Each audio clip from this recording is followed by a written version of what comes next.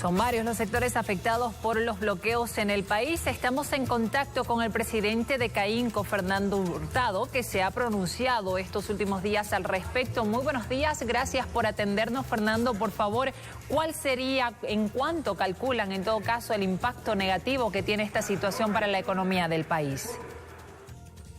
Buen día, Gabriela. El impacto económico es fuerte, pero todo lo que viene arrastrando este tipo de conflictos innecesarios es lo más grave. Veíamos cómo en La Paz, por ejemplo, donde ya empieza a haber desabastecimiento, con seguridad que van a comenzar en los mercados a subirse los precios por una falta de oferta, por una disminución en la oferta.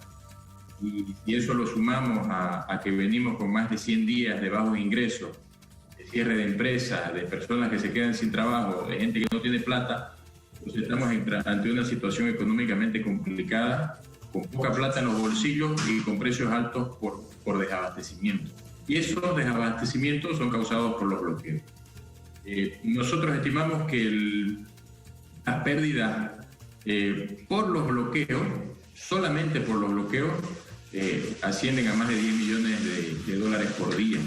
Entonces, es un tema muy delicado, algo que lamentablemente está causado por conflictos netamente políticos. Esto no tiene nada que ver con temas de fondo que realmente sean importantes, y además este tipo de conflictos no ayudan a nadie, ¿no? Los perjudicados son los bloqueadores y también los bloqueados, así que el llamado que nosotros hacemos es dejar de un lado la generación de conflictos, porque es una amenaza para todos, no solamente para los que estamos siendo bloqueados. ¿Qué ha afectado más, la pandemia o los bloqueos al país? Es una combinación, si vale el término, mortal. En la pandemia, si bien es cierto, teníamos restricciones en el movimiento de personas, teníamos restricciones en el movimiento de trabajadores y por ende hubo una baja producción de la industria, del comercio, de los servicios, pero lo poco que se producía se podía mover entre los departamentos, podía trasladarse la baja en oferta, por ejemplo, que hubo en pollo, se podía mandar a La Paz, a Cochabamba, que es donde se consume muchísimo pollo, lo mismo sucedía con la carne.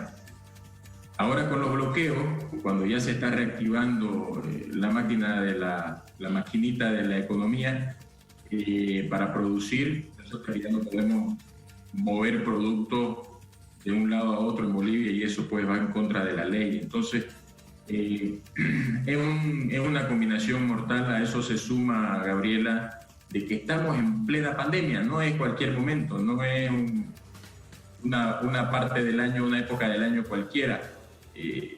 Tiene que moverse además medicamentos, tienen que moverse además el oxígeno, que lo hemos visto en las noticias, estábamos viendo ahí las colas que está haciendo la gente en los aeropuertos para mandar medicamentos por el desabastecimiento que hay de medicamentos en el interior del país. Así que es una combinación perfecta. ¿Cuál afecta más? Yo creo que los dos tienen un impacto negativo. La gran pregunta, Gabriela, es que la pandemia no la controlamos. La generación de conflictos sí depende de nosotros. Ahora, el gobierno, por la pandemia, en su momento aprobó leyes de apoyo a los empresarios, también entregó bonos a la ciudadanía. Por esto de los bloqueos, ¿qué debería hacer según la CAINCO?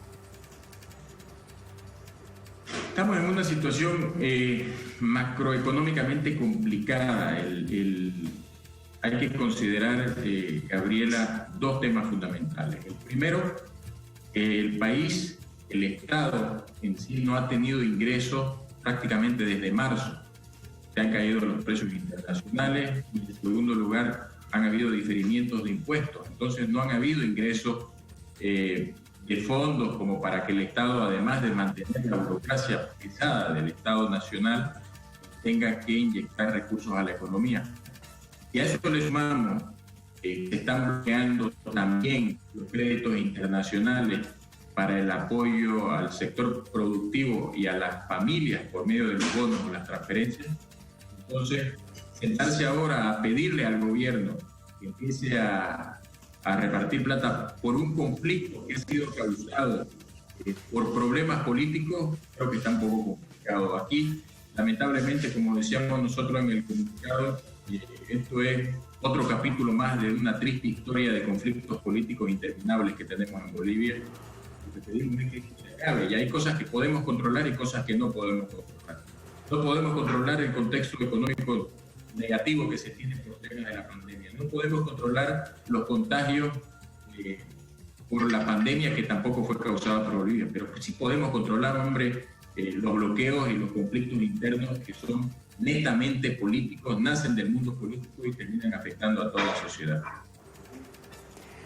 Los sectores continúan movilizados pese a que ya se ha aprobado una ley que garantiza la realización de elecciones hasta el 18 de octubre. ¿Qué tendrían que hacer desde el gobierno para garantizar la libre transitabilidad en las carreteras del país hasta que sea la fecha de las elecciones? Gabriela, todos tenemos que cumplir la ley.